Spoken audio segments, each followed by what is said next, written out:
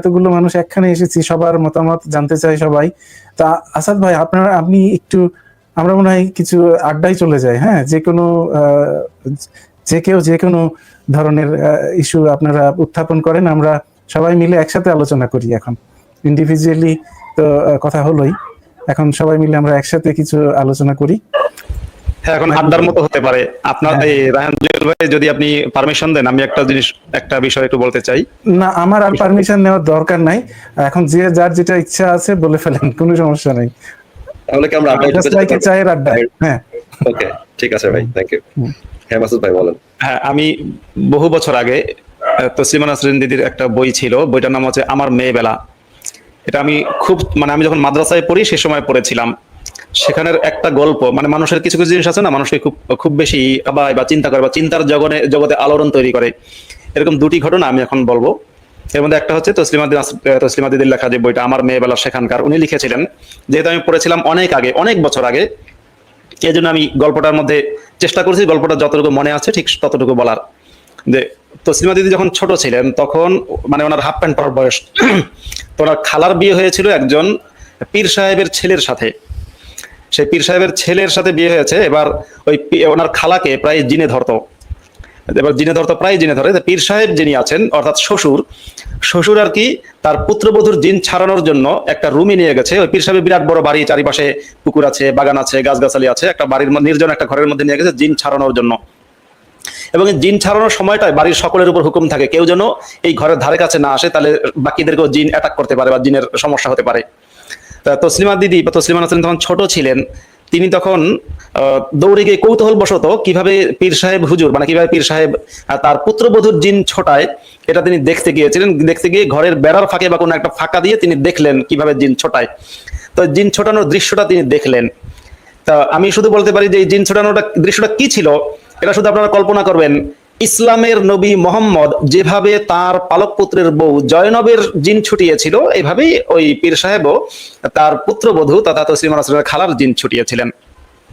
এই ঘটনাটা এমনিতে আমি মাদ্রাসায় দেখেছি, হুজুররা সবসময়, বেশিরভাগ মুসলমান হুজুররাই, সব হুজুর বলবো না, মুসলমান হুজুররা তাদের ছাত্রদের জিন ছোটায়, অর্থাৎ তাহাজ্জুদের নামাজ আদায় করে। সেটা হুজুরদের এই সমস্ত চরিত্রহীনতা দেখে আমি অবাক হতাম যে সর্বশ্রেষ্ঠ শিক্ষা গ্রহণ করছে তারা, মানুষ হওয়ার চেষ্টা, নৈতিকতা শিক্ষা, আল্লাহর লোক তারা, তাদের মধ্যে অন্যদের চেয়ে বেশি অনৈতিকতা বা অন্যদের বেশি চরিত্রহীনতা অন্যদের চেয়ে বেশি কেন থাকবে, অন্যদের চেয়ে তারা বেশি খারাপ কেন, এই প্রশ্নটা আমার মধ্যে মাদ্রাসায় যখন পড়তাম তখনই আসতো।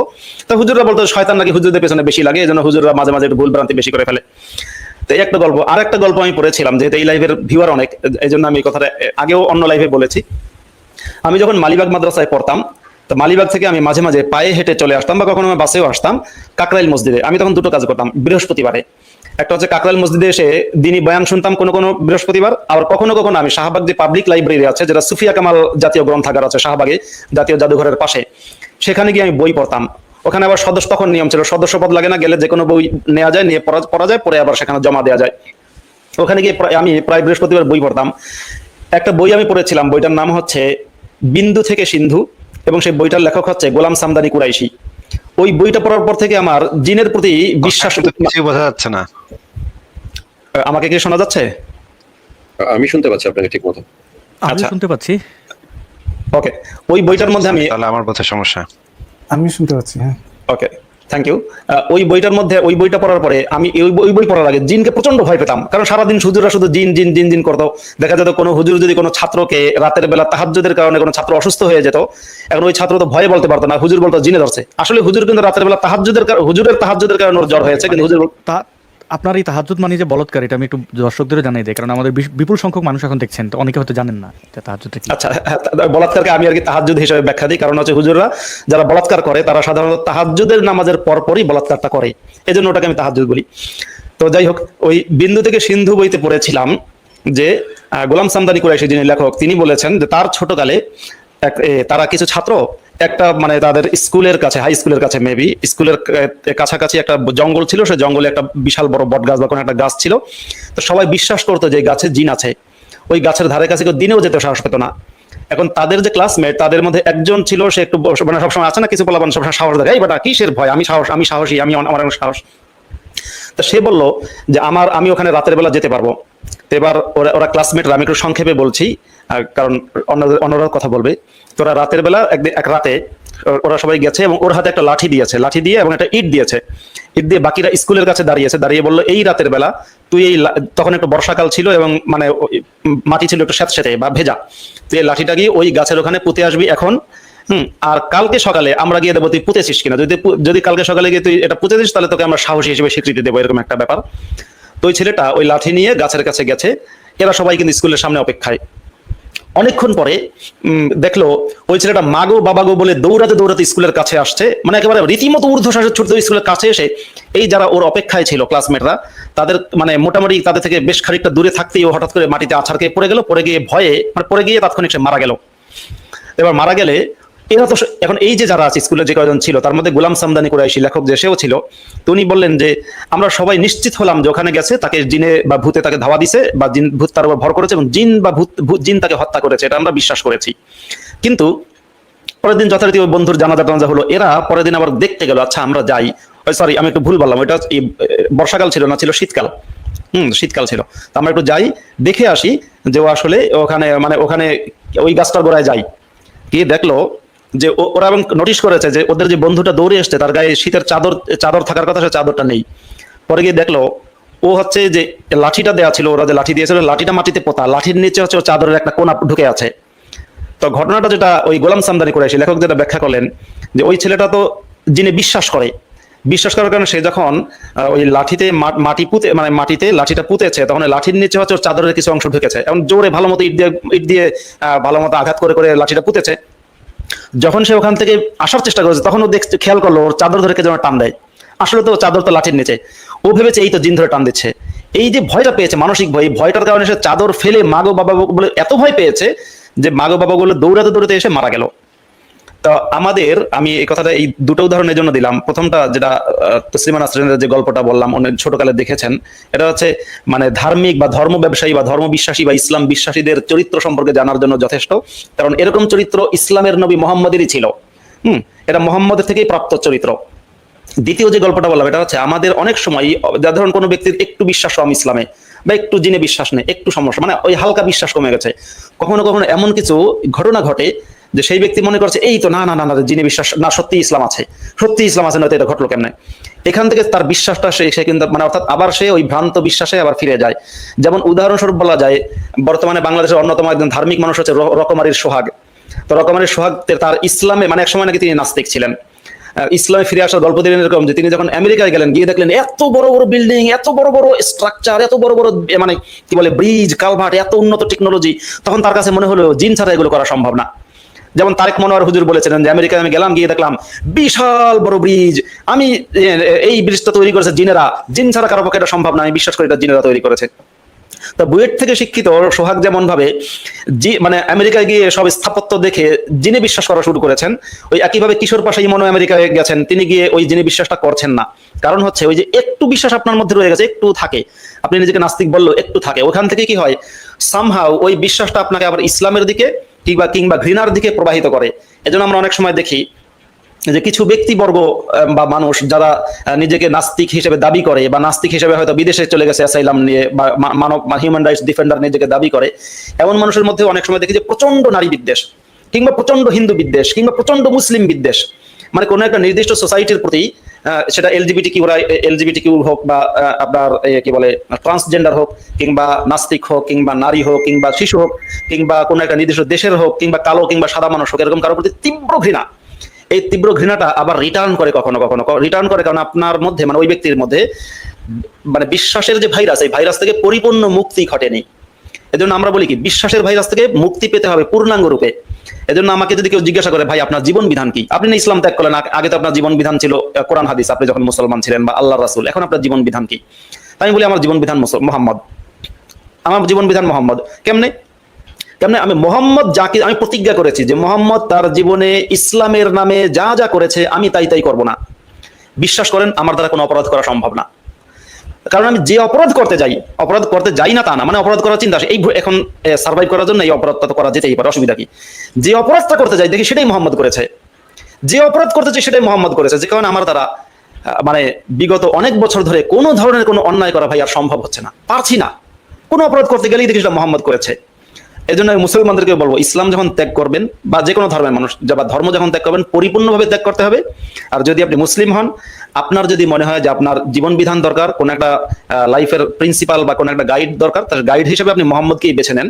আপনি শুধু প্রতিজ্ঞা করবেন, যাহা কিছু মোহাম্মদ করিয়াছে আমি তাহা করিব না। বিশ্বাস করেন, একটা পিঁপড়া মারাও আপনার পক্ষে সম্ভব হবে না, কোনো অন্যায় করা সম্ভব হবে না। ধন্যবাদ।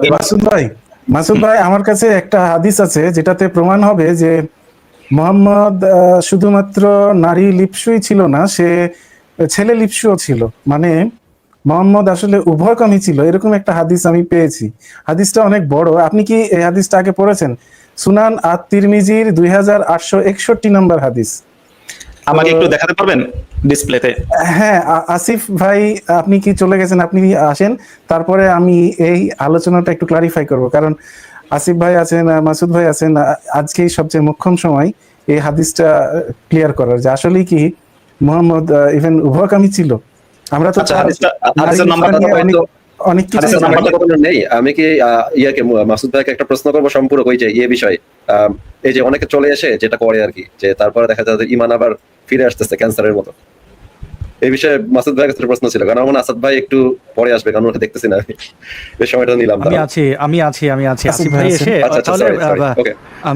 তাহলে Okay, হ্যাঁ, মাসুদ ভাই, ইমন ভাই আপনি বলুন। এটা বের করেন এই ফাঁকে। এটা হচ্ছে সুনান আত-তিরমিজি 2861। আমি তসলিমা নাসরিন আপাকে বলবো একটা কবিতা শুনুন। অনেক অনেক আবেদন আসছে একের পর এক, সবাই একটা কবিতা শুনতে চাচ্ছে আপনার কণ্ঠে। কি কবিতা? আপনার পছন্দের যে কোনো একটা কবিতা। তোমরা আলোচনা করতে থাকো, দেখতে আমি বার করতে থাকি। আচ্ছা, ঠিক আছে। আচ্ছা, তাহলে আমি আবার প্রশ্নে ফিরে আসি মাসুদ ভাই। মানে ওই যে যেটা বলতেছিলেন যে মানুষ অনেকে, যেমন আমি এটা শুনছি, ওটা মানে অনেক ক্রাউড হয়েছিল, যেটা ওই যে ফুটবল প্লেয়ার ম্যানচেস্টার সিটির, আমাদের বাজি, যে ওনার নামটা তো ভুলে গেলাম, যিনি বলতেছিলেন যে তারেক মনোয়ার। তারেক মনোয়ার, রাইট। সো এত বড় বড় বল কেমন আসবে? আমার যেটা মনে হয় যে মানে যখন মানুষ বিদেশে চলে আসতেছে, এই যে আসাদ ভাই বলতেছিলেন যে দুই ধরনের দেখতে পাবেন, যে তারা একটা কথা আগে বলছে, এখন সোহাগ ভাইয়ের মতন বলতেছে যে না, এখন তো আমি আবার ইসলামের পথে ফিরে আসছি। প্রথমত যে আপনার আইডেন্টিটি, ওদের তো একটা আইডেন্টিটি ছিল যেটা মুসলিম আইডেন্টিটি। আমার মনে হয় যে এটা ফার্স্ট হ্যান্ড আপনার কাছ থেকে, আর বিশেষ করে মুফতি ইমরান ভাই আর হচ্ছে এনাম ভাইয়ের কাছ থেকে শুনতে পারলে অনেকের জন্য সুবিধা হবে আর কি। যে ধরেন যে আইডেন্টিটি যখন মানুষ বের হয়ে আসতেছে, তখন কিন্তু সে ওটাকে পুরোপুরি ফালাই দিতে পারতেছে না। তার নিজের মধ্যে ইন্টারনাল গ্যাঞ্জাম শুরু হয়ে গেছে, যে তাহলে সে আসলে কি, সে তো জানে যে সে মুসলমান না, কিন্তু তার ইসলাম তো শুধু একটা ধর্ম না, যেটা পার্ট অফ দ্য আইডেন্টিটি। এখন আপনি কিন্তু বের হয়ে আসছেন, আপনার মধ্যে এরকম রিবাউন্স দেখা যায় নাই, বা ইমরান ভাইরা আসছে, এনাম ভাইরা আসছে, এইখানে আপনারা জিনিসটাকে কেমনে ডিল করছেন, যদি কখন আপনার মাথার মধ্যে অ্যাক্টিভলি আসে যে আচ্ছা এরকম তো মনে হচ্ছে, তাহলে যদি বলতে পারতেন এই জিনিসটার উপরে সরাসরি কিছু, তাহলে অন্যদেরকে হেল্প করতে পারতো। কারণ এটার জন্য মানুষজন আবার গর্তে ফিরে যায় আর কি, যেখান থেকে আসছে। আসাদ ভাই, আচ্ছা শোনো, আমি একটা কবিতা পড়ছি, কবিতা পড়ে আমি চলে যাই, তোমরা আড্ডাটা কন্টিনিউ করো, ঠিক আছে? পড়বো? হ্যাঁ হ্যাঁ হ্যাঁ, হ্যাঁ পড়েন, কিন্তু আরো কিছুক্ষণ থাকেন না পা নাকি? কবিতার নাম হচ্ছে মৃত্যুহীন মেয়ে। শোনা যাচ্ছে কি আমাকে? পরিষ্কার? জি জি, শুনতে হ্যাঁ, পাচ্ছি। ক্লিয়ার। মৃত্যুহীন মেয়ে। ত্রিপলির যে মেয়েটি বোরখা পরেনি বলে রাস্তায় মার খেলো, সে আমি। ঢাকার যে মেয়েটি জার্সি পরে ফুটবল খেলেছে বলে হেনস্থা হলো, সে আমি। রিয়াদের যে মেয়েটি দেশের বাইরে একা যেতে চেয়েছিল বলে জেলে গেল, সে আমি। কাবুলের যে মেয়েটিকে প্রেম করার অপরাধে পাথর ছুঁড়ে মারা হলো, সে আমি। দামেস্কের যে মেয়েটিকে পিটিয়ে হত্যা করলো তার স্বামী, সে আমি। কায়রোর যে মেয়েটিকে খুন করা হলো বিয়েতে রাজি হয়নি বলে, সে আমি। মগাদিসুর যে মেয়েটি শান্তির জন্য পথে নেমেছিল বলে খুন হলো, সে আমি। তেহরানের যে মেয়েটিকে হিজাব পরেনি বলে হত্যা করা হলো, সে আমি। আমার দোষ একটি, আমি মেয়ে।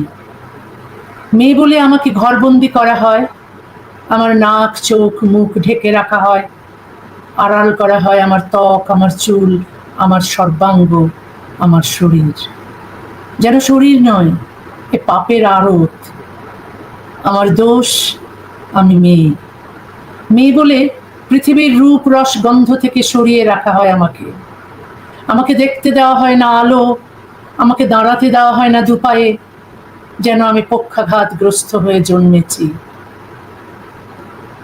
অধিকার পেতে চাইলে আমার টুটি টিপে ধরা হয়, অধিকার পেতে চাইলে ধর্মের জাঁতা কলে আমাকে পেশা হয়, অধিকার পেতে চাইলে আমাকে বেশ্যা বলে গালি দেওয়া হয়, অধিকার পেতে চাইলে আমার গায়ে পায়ে শেকল পরানো হয়, অধিকার পেতে চাইলে আমাকে হত্যা করা হয়, আমাকে আগুনে পোড়ানো হয়। পুড়ে পুড়ে আমি অঙ্গার হয়ে নিষ্পাত হয়েছি। আমাকে লাথি কষাতে এসো না, চুরমার হয়ে যাবে। আমার উপর চাবুক চালাতে এসো না, একটিও কালশিটে দাগ পড়বে না গায়ে। আমাকে ধর্ষণ করতে এসো না, আমি রক্তাক্ত হব না। আমাকে কোপাতে এসো না, আমার মৃত্যু হবে না। ঠিক আছে? অনেক ধন্যবাদ। অনেক সুন্দর, অনেক অনেক ধন্যবাদ। সুন্দর। চমৎকার কবিতা এবং চমৎকার আবৃত্তি। Awesome. ঠিক আছে, তোমরা সবাই কন্টিনিউ করো। তসলিমা আপু, আপনার সাথে তো লাইভে কথা হলো না, বাট আপনার সাথে অনেকদিন পর বসতে পেরে অনেক আনন্দিত। ধন্যবাদ লাইভটাতে আসার জন্য, অ্যান্ড থ্যাংক ইউ তসলিমা আপু। আমি আশা করি ভবিষ্যতে আরো অনেকগুলো লাইভে আপনাকে পাওয়া যাবে। হ্যাঁ, নিশ্চয়ই। আপনি থাকলেই একটা ইন্সপায়ারেশন আসে, মানে আপনার উপস্থিতি অনেক কিছু আমাদের জন্য। হ্যাঁ, অনেকক্ষণ ছিলাম তো না। হ্যাঁ, তোমরা সবাই তা ঠিক। আমার সমর্থন তোমাদের সবার জন্য আছে। সবাই খুব ভালো কাজ করছো সবাই। আর আমি আমার মতো লিখছি, মাঝে মধ্যে দেখা হবে। আর তোমরা তোমাদের খুব গুরুত্বপূর্ণ কাজ যেগুলো করছো, মানুষকে সচেতন করা, মানুষের বোধ বুদ্ধি যেন বাড়ে, তারা যেন চিন্তা করতে শেখে, তারা যেন মুক্ত চিন্তায় বিশ্বাস করতে শেখে, বিজ্ঞান মনস্ক হয়, সেই চেষ্টা আমি তো বহুকাল ধরে 40-50 বছর হলো করছি। তোমরা এখন করছো, করে যাও। আমার সমর্থন আছে। সবার প্রতি আমার স্নেহ, ভালোবাসা, শুভেচ্ছা রইল। আর আমাদের কাজ যার যার মতো করতেই হবে, না? আর মাঝে মধ্যেই দেখা হবে। সবাই ভালো থেকো। টেক কেয়ার আপু, ভালো থাকবেন। আপনিও ভালো থাকেন। অসংখ্য ধন্যবাদ আপনাকে। Thank you. অনেক অনেক ধন্যবাদ। আচ্ছা, হ্যাঁ। আমরা যেহেতু আপনার গলাটা একটু ভলিউম কম মনে হচ্ছে আজকে। আচ্ছা, কিশোর পাশা ইমন ভাই একটা প্রশ্ন করেছিলেন আমাকে, আমি কি সেটার উত্তর এখন দেবো? হ্যাঁ দেন, প্রশ্ন যখন হয়েছে। আচ্ছা, কিশোর পাশা ইমন ভাইয়ের উত্তর, প্রশ্নটা ছিল এই টাইপের যে এই যে মানুষ ইসলাম আংশিকভাবে মনে হয় যেন ত্যাগ করে, পরে আইডেন্টিটিকে সামহাও আইডেন্টিটি থাকে এবং আবার ইসলামে ফিরে যায়। তা আমার মধ্যে এই এরকম দোলাচল ছিল কিনা বা আমার এগুলো ছিল কিনা, আমি অবশ্যই এটা আমার এক্সপিরিয়েন্স শেয়ার করতে দ্বিধা নেই। যে ইসলামের প্রতি প্রথম বিশ্বাসে, মানে ইসলামের বিশ্বাসের প্রতি প্রথম না, কয়েক দফায় আমার কিন্তু ঝড়ের মতো এসছে, মানে ইসলামের প্রতি বিশ্বাস হারানো বা এটা কিন্তু বারবার ঝড়ের মতো আসছে। যেমন আমার মনে আছে, আমার একজন শিক্ষক ছিলেন উত্তর বাইতুসালাম মাদ্রাসায়, আমি তার নামটা অবশ্য অন্য লাইভে বলেছি, বলতে সমস্যা নেই। তিনি নাম হচ্ছে আরিফ হক্কানি, মাওলানা আরিফ হক্কানি। তিনি একজন খুব খুব ভদ্র নম্র বিনয়ী একজন মানুষ হিসেবে তিনি ভদ্র নম্র এবং বিনয়ী, এবং যে কারণে আপনারা তাকে লাইভ কোনো কি বলে ওয়াজি হুজুর না আর কি। এবং তাকে আমি কখনো কোনো কোনো ছাত্রের সাথে তাহাজ্জুদ আদায় করতে দেখিনি। তাহাজ্জুদ মানে কি জিনিস সেটা তো কিছুক্ষণ আগে আসাদ ভাই বলে দিলেন। তো তাহাজ্জুদ পড়তে দেখিনি বা ওটা শুনিও নি। অর্থাৎ তার চরিত্রের মধ্যে ইসলামিক গুণাবলী আমি কম দেখেছি। যাই হোক, ওই হুজুরকে আমি অনেক দিন আগে, আমি যখন মাদ্রাসায় পড়তাম তখনই একদিন বলেছিলাম, হুজুর আমি কোরআনও পড়ি, কোরআন হাদিস পড়ছি বা তসলিমা নাসরিনের বইও পড়েছি, আমার না ওনার কথাগুলো বেশি ভালো লাগে। আমার মনে হয় যেন উনি নারী সম্পর্কে যে বিবরণ বা নারী অধিকার সম্পর্কে যা কিছু বলেছেন এটা সঠিক। হুজুর আমাকে বললেন, উনি যদি খুব বেশি বিশ্বাসী মুসলিম হতেন বা তাহলে হয়তো উনি তাৎক্ষণিক কোনো জিহাদি দলকে খবর দিতেন যে এটা সবাই দেয়, এর লক্ষণ খারাপ, ভবিষ্যতে কিন্তু সর্বনাশ করবে। যেমন যে খিজির আলাইহিস সালাম এক ছেলেকে মেরে ফেলেছিল, আপনার ওই আলোচনা যাচ্ছি না, সূরা কাহাফের মধ্যে আছে। খুব একটা বাচ্চা ছেলে, মানে 8-9 বছর বয়স, ওই ছেলেটাকে ধরে ঘাড় মটকে মেরে ফেলেছে, কারণ খিজির আলাইহিস সালামকে নাকি আল্লাহ জানিয়ে চাইছিল ভবিষ্যতে কাফের হবে। যে 3টা প্রশ্ন করা যাবে না, 3বার প্রশ্ন করলে আর থাকবো না, সেই হয় না। হ্যাঁ, ঠিক। ওয়া আম্মাল গুলামু ফাকানা আবাওয়াহু মুমিনাইনি ফাখাশিনা আন ইউরহিকাহুমা তুগয়ানা ওয়া কুফরা, এটা সূরা কাহাফের মধ্যে আছে। খিজিরের উত্তর ছিল এটা, যে গোলামটা হচ্ছে তার বাবা মা মুমিন কিন্তু ছেলেটা কাফের হয়ে যাবে, এজন্য আগেই মেরে ফেললাম। তো ওই হুজুর আমাকে মেরে ফেললেন না, তিনি আমাকে বললেন, তুমি নিয়মিত আউযু বিকালিমাতিল্লাহি তাম্মাতি মিন শাররি মা খলাক, তারপর এগুলো পড়বা, তারপর কুল আউযু বিরাব্বিন নাস, কুল আউযু বিল ফালাক, এই সূরাগুলো পড়ো, আয়াতুল কুরসি পড়ো, কারণ শয়তান তোমাকে ধোঁকা দিচ্ছে, শয়তান ধোঁকা থেকে বাঁচাও। তা নিজেকে আমি চেষ্টা করেছি বহুবার শয়তানের ধোঁকা থেকে বাঁচাতে। সেটা বলছি আমি 2001 সালের কথা। 2001 সালের মানে 1 সালের শেষ দিকে কথা, তখন থেকে এরকম ওয়াসওয়াসা শুরু হয়েছে, যেটাকে আমরা মাদ্রাসার পরিভাষায় বলে ওয়াসওয়াসা। এবং ওয়াসওয়াসা মানে হচ্ছে কুমন্ত্রণা। সূরা নাসের মধ্যে আছে আল্লাযী ইউওয়াসউইসু ফি সুদুরিন নাস। সাধারণ মুসলমানরা যারা নামাজ পড়ে, আপনি যে কোনো মুসলমানকে বলবেন, হুজুর বলছি না, মানে সাধারণ মুসলমানকে বলবেন, ভাই একটু উচ্চারণ করে তো আল্লাযী ইউওয়াসউইসু ফি সুদুরিন নাস। 100 ভাগ মুসলমান উচ্চারণ করতে পারবে না আমার ধারণা, বা 99% মুসলমান উচ্চারণটা করতে পারবে না। বিশেষ করে ভাই আলাদা করে এই আয়াতটা বলতে বললে কঠিন। আমি যদি সূরা নাস প্রথম থেকে পড়া শুরু করে চলে আসবে, কিন্তু আলাদা করে এই আয়াত পড়া সম্ভব না। হ্যাঁ, যাই হোক, কারণ আমাদের তো ট্রেনিং আছে, এগুলো পড়তে পারি।